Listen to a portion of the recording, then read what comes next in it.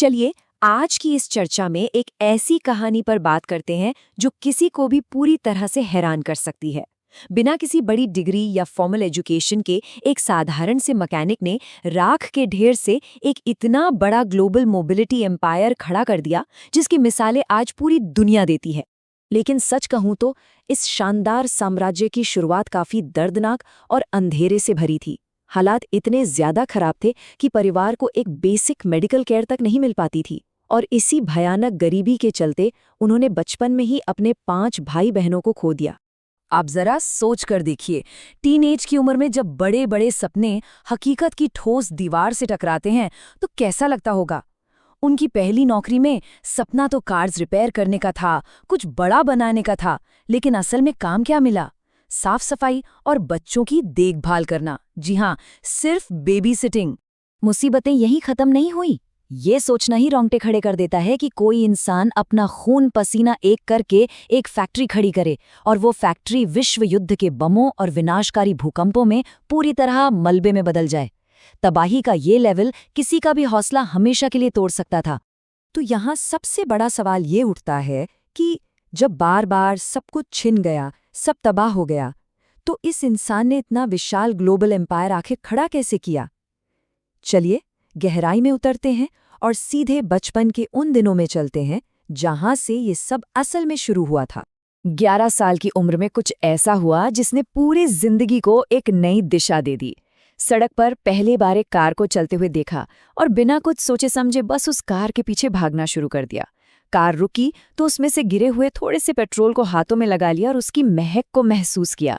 Machine और Motors का वो पैशन, वो कभी न खत्म होने वाला जुनून बस उसी एक पल में पैदा हुआ था। 1922 में जब उम्र सिर्फ 14 साल थी, तब टोक्यो के आत्सुखाई गैराज में मिली पहली नौकरी एक बहुत बड़ा धोखा साबित हुई। सपना था कार्स रिपेयर करने का, इंजिन्स को समझने का, लेकिन असलियत में महीनों तक सिर्फ झाड़ू पोछा और बच्चों की देखभाल करनी पड़ी। काम छोड़कर वापस जाने का मन तो बहुत किया, लेकिन खाली हाथ घर लौटकर माता पिता का सामना करने के डर ने वहीं रुकने पे मजबूर कर दिया। लेकिन फिर आया 1923 का ग्रेट कांटो भूकंप। इस भयानक भूकंप ने पूरे जापान में भीषण तबाही मचाई। पर बड़ी अजीब बात है कि ये उनके लिए एक टर्निंग पॉइंट बन गया। गैराज के बाकी सभी मैकेनिक अपना घर संभालने गांव लौट गए, और इसी संकट के बीच इस युवा अप्रेंटिस को आखिरकार कारों को रिपेयर करने और उन्हें टेस्ट करने का वो मौका मिल ही गया जिसका वो इंतजार कर रहा था। इसके बाद तो सबसे बेहतरीन मैकेनिक बनने का सफर जैसे उड़ान भरने लगा। एक ऐसी रेस कार बनाई गई जिसमें अमेरिकन कर्टिस बाइप्लेन का इंजन लगा था, और 1924 की मोटर कार चैंपियनशिप भी जीत ली। सिर्फ 21 साल की उम्र में गैराज की अपनी खुद की ब्रांच खुल गई, और 25 साल की उम्र तक आते आते हर महीने 1000 येन की शानदार कमाई होने लगी। ये शोहरत इसलिए मिली क्योंकि वो उन कारों को भी ठीक कर देते थे जिन्हें बाकी लोग पूरी तरह से इम्पॉसिबल बता देते थे। लेकिन सफलता का ये दौर ज्यादा समय तक टिक नहीं सका। 1937 से विनाश का एक ऐसा सिलसिला शुरू हुआ जो रोंगटे खड़े कर देता है। एक जानलेवा रेसिंग क्रैश हुआ जिससे शरीर बुरी तरह टूट गया। फिर जब सब कुछ दोबारा से खड़ा किया गया तो 1944 में अमेरिकन बॉम्बर्स ने आसमान से तबाही मचाते हुए पूरा प्लांट नष्ट कर दिया। और जैसे ही फिर से रिकवरी शुरू हुई, 1945 के हमामत्सु भूकंप ने बची कुची फैक्ट्री को भी धूल में मिला दिया। सब कुछ पूरी तरह से खत्म हो चुका था। यह ध्यान देने वाली बात यह है कि इतनी भयानक और लगातार होने वाली तबाही भी उस दृढ़ संकल्प को तोड़ नहीं पाई। अपने बचे खुचे एसेट्स को 4.5 लाख येन में बेचने के बाद भी हार मानने से साफ इनकार कर दिया गया। उनका एक ही अदम्य विश्वास था, अगर मैं किसी चीज को केवल एक बार देख लूं तो मैं उसे बना सकता हूं। ये कहानी का वो हिस्सा है जो सच में सबसे ज्यादा प्रेरित करता है। जब पिस्टन रिंग बनाने में बार बार नाकामी मिल रही थी तो 31 साल की उम्र में अपनी पत्नी की ज्वेलरी तक बेच दी गई ताकि हाई स्कूल में एडमिशन लेकर मेटालर्जी की गहराई से पढ़ाई की जा सके। और ये सब किस लिए? सिर्फ ये सीखने के लिए कि एक सही और एक्सेप्टेबल पिस्टन रिंग आखिर मैन्युफैक्चर कैसे की जाती है। चलिए आगे बढ़ते हैं और देखते हैं कि चीजें यहाँ से कैसे बदलीं। युद्ध के बाद हर तरफ बर्बादी थी और पेट्रोल की भारी कमी थी। 1946 में एक बेहद ही genius step by step innovation हुआ। सबसे पहले आर्मी के रेडियो जनरेटर को साइकिल में फिट किया गया, फिर पेट्रोल की कमी से निपटने के लिए पाइन ट्री के रेजिन से एक बिल्कुल नया फ्यूल तैयार किया गया। और जब सरप्लस इंजन पूरी तरह खत्म हो गए तो खुद के कस्टम इंजन डिजाइन करना शुरू कर दिया गया। बस यहीं से आधुनिक युग की एक नई मोबिलिटी कंपनी का जन्म हुआ। 1952 तक आते आते फोकस पूरी तरह से बदल गया था। अब लक्ष्य था मिडिल क्लास लोगों की जिंदगी को आसान बनाना। एक ऐसा इंजन तैयार किया गया जिसका नाम कब रखा गया। ये साइज में तो बहुत ही छोटा था, लेकिन इसकी पावर एकदम कमाल की थी। इसी छोटे लेकिन पावरफुल डिजाइन की वजह से जापान का बेहद प्रतिष्ठित ब्लू रिबन अवार्ड भी हासिल हुआ।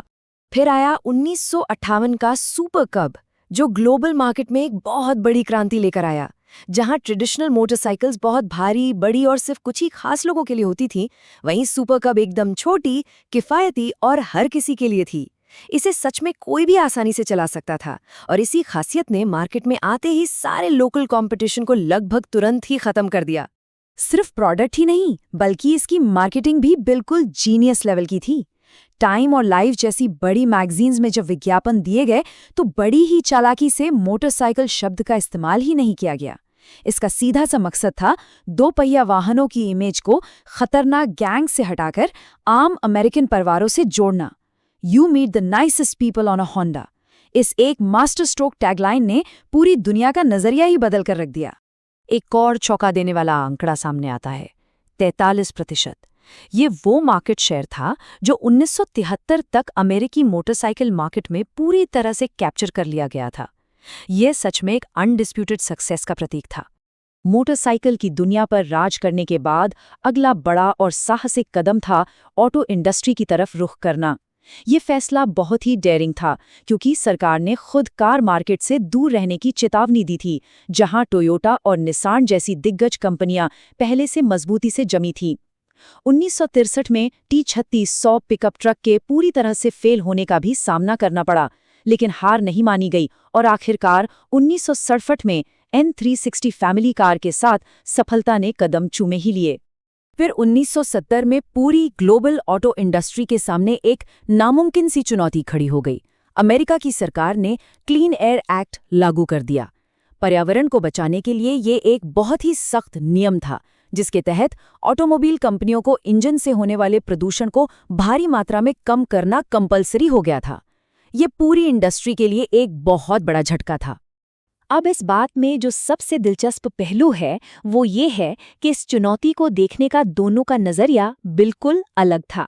जहां एक तरफ अमेरिकी कार कंपनियों ने इस कड़े एक्ट के खिलाफ सरकार पर ही केस करने के लिए वकीलों की एक बड़ी फौज खड़ी कर दी, वहीं दूसरी तरफ इस नामुमकिन नियम को सिर्फ एक टेक्निकल चैलेंज माना गया और इसे सुलझाने के लिए सीधे इंजीनियर्स को CVCC इंजन के आविष्कार के काम पर लगा दिया गया।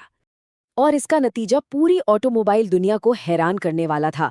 ये क्रांतिकारी CVCC इंजन बिना किसी कैटालिटिक कन्वर्टर का उपयोग किए ही अमेरिका के उन सख्त नियमों पर 100% खरा उतरा। इस एक महान इनोवेशन ने इस बात पर हमेशा के लिए मोहर लगा दी कि अब ये एक अजेय ग्लोबल ऑटो एम्पायर बन चुका है।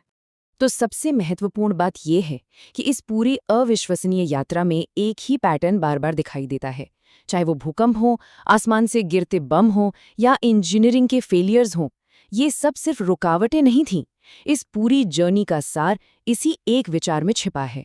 विफलता सीखने का, सुधारने का और अंततः सफल होने का एक अवसर है। हर बड़ी तबाही के बाद पहले से कई गुना ज्यादा मजबूत होकर उभरना ही इस साम्राज्य की असली नींव थी।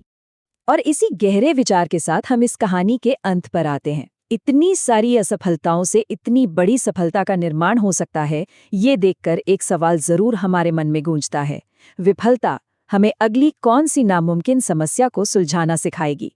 अगली बार जब कोई बहुत बड़ी रुकावट सामने आए तो ये सोचने वाली बात है कि क्या वो एक अंत है या फिर कुछ बहुत ही शानदार और विशाल शुरू होने का एक नया मौका।